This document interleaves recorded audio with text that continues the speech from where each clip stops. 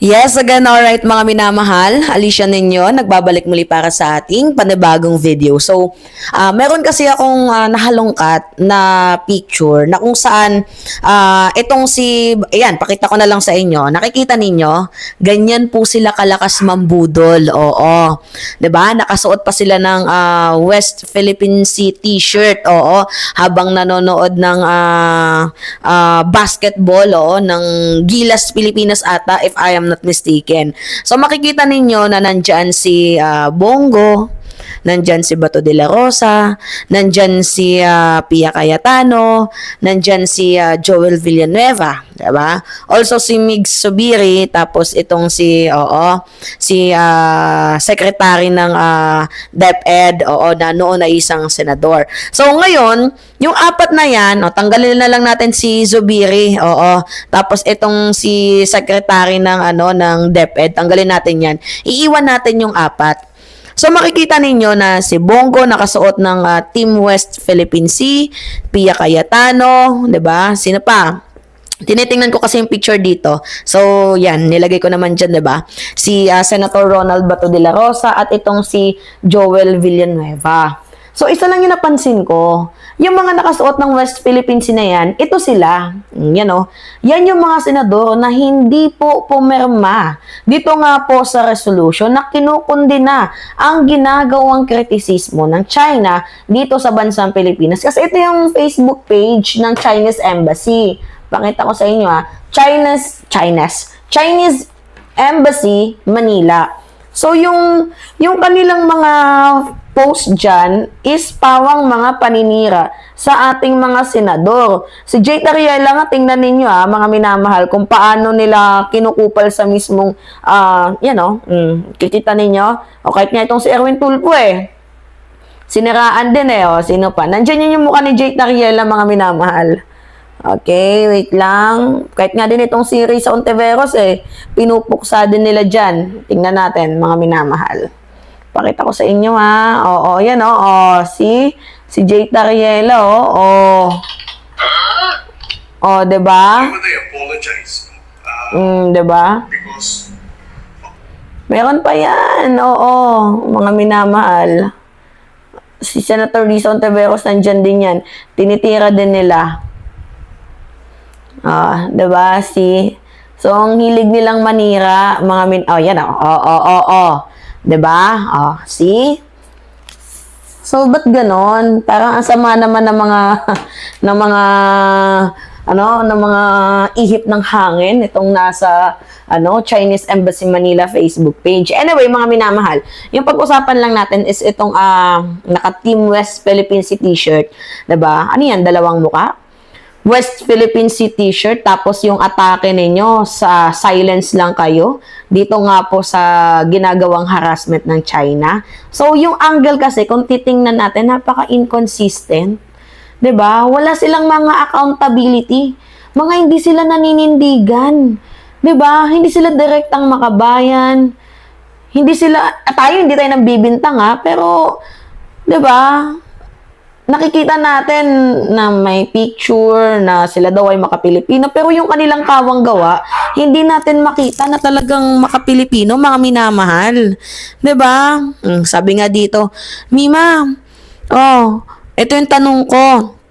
Kung malinaw ang paninindigan, bakit may mga hindi pumirma ng resolution na kinukundina ang harassment at bullying ng China? Kasi ganito yan, mga minamahal, hindi naman natin hawak yung kanilang mga isip. Malay natin ang iba, binabayaran dyan. Malay natin ang iba, mga Manchurian candidate. 'Di ba? Hindi natin sure. 'Di ba? So, yung resolution na ginawa, mga minamahal, actually yung 15 na pumirma, ito yun Pakita natin kung sino yung mga pumirma, yung 15. Okay, ayan yung 15 pumirma. Pakita ko na lang sa inyo Yan yung 15 pumirma dito nga po sa ginagawa, yan, kinukundina nila ang ginagawang pambubuli ng China dito nga po sa bansang Pilipinas. So ngayon, nung pinakita ko yan, ito naman yung mga yung mga hindi nag-sign, 'di ba? Tapos ngayon mapapansin ninyo, yung mga hindi nag-sign na yan din yung mga nandito nakasuot ng West Philippine Sea t-shirt. Ngayon yung resolution na ginawa, lilinawin natin yung resolution, hindi po yan gera. Hindi rin po yan declaration of war. Ang resolution ay simbolikong tindig ng Senado. 'Di ba? Mensahe po 'yan dito nga po sa international community at ginagawang pagkondena.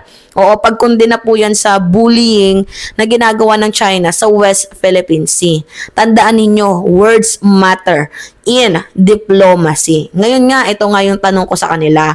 Kung talagang mahal nila ang bansang Pilipinas, bakit hindi sila pumirma? Kung atin ng West Philippine Sea, bakit hindi sila pumirma?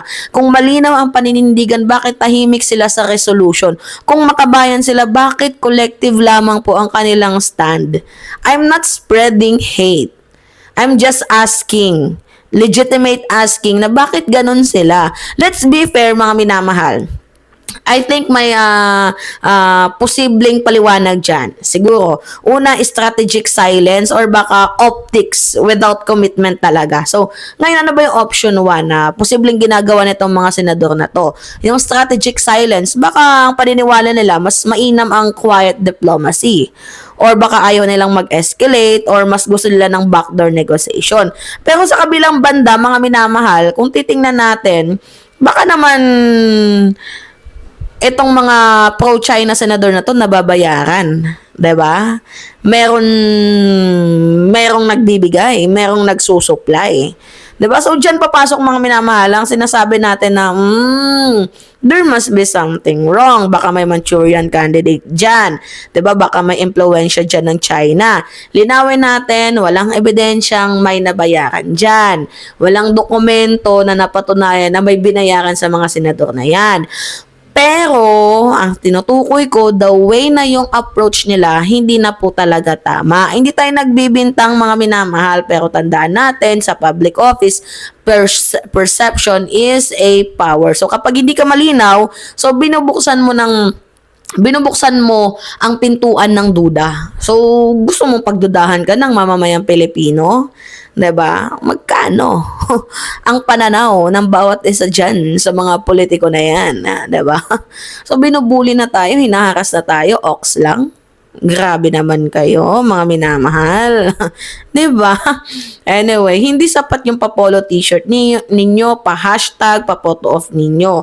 So, ang kailangan ng mamamayang Pilipino is yung consistency ng boto ninyo, yung consistency ninyo magsalita, yung kawang-gawa ninyo. Yan yung kailangan ng mamamayang Pilipino na kahit anong mangyari, hindi ka kakampi sa mga bully kahit malaking bansa pa man yan. 'Di ba? Alright, so, mga budol nga eh. 'Di ba? Budol. Masama yun. It's me again. Kayo, mga minamahal, ano yung masasabi ninyo? Alicia ninyo, nagbabalik muli para sa ating panibagong video. Maraming salamat at ingat, mga kababayan.